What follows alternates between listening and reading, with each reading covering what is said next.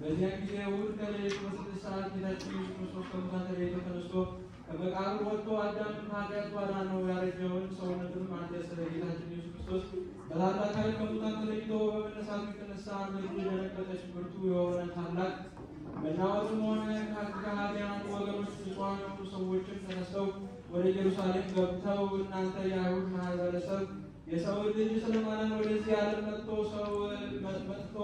ሰው የሆነ እሱ ጌታ ኢየሱስ ክርስቶስ ነው እያሉ በታላቅ ቃል ያስተምሩና ይሰብኩ ጀመር።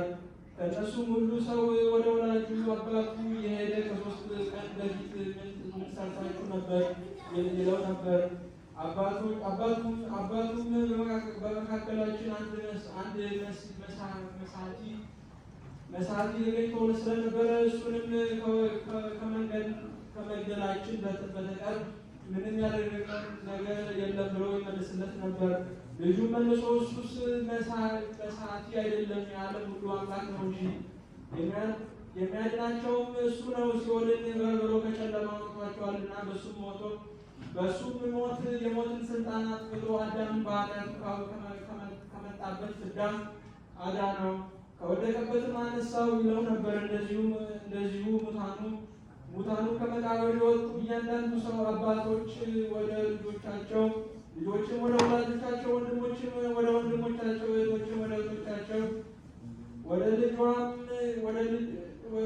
እህቷም እናት ወደ ልጇም ምራት ወደ አማቷ አማትም ወደ ምራቷ ይሄዱ ነበር።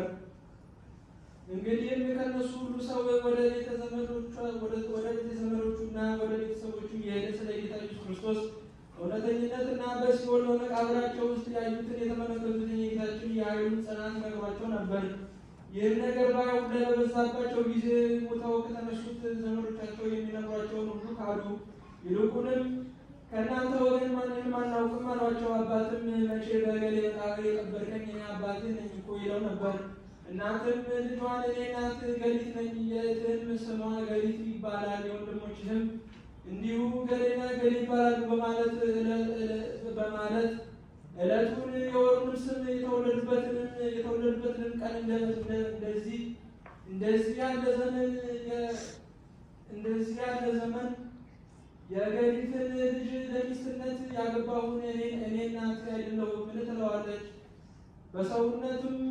በሰውነቱ ላይ ያለውን ልዩ ምልክት ትነግረዋለች። ቀጥሎም ልጄ ወይ በዚያ ፍርድ ቀን አላውቅህም እንዳይል የእግዚአብሔር ልጅ እመነው እንጂ አትካደው ትለዋለች። አይሁድ ግን ይህን ሁሉ በሰሙ ጊዜ ከማፈራቸው የተነሳ እነሱ ዘመዶቻቸውን እንደሆኑ አልተቀበሏቸውም። ጌታ ኢየሱስ ክርስቶስም የእግዚአብሔር ልጅ መሆኑ በተገነዘቡላቸው ጊዜ ወደ ክህደታቸው ተመለሱ።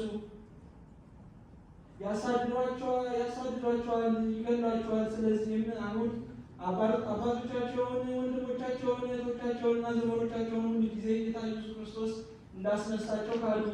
አስቀድሞም ግን ንጹሐን አባቶች አብርሃምን፣ ይስሐቅና ያዕቆብን አስነስቶ ባዩ ጊዜ አልካዱም ነበር። እሱ ጌታ ያስነሳቸው ለመሆኑ አስቀድመን እንደተናገርን ጌታ ኢየሱስ ክርስቶስ እኔ በአብ ዘንድ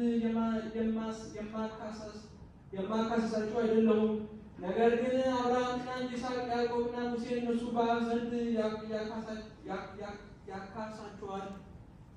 ያካስሳቸዋል እንጂ ያለውን ቃል ይፈጸም ዘንድ አለውና።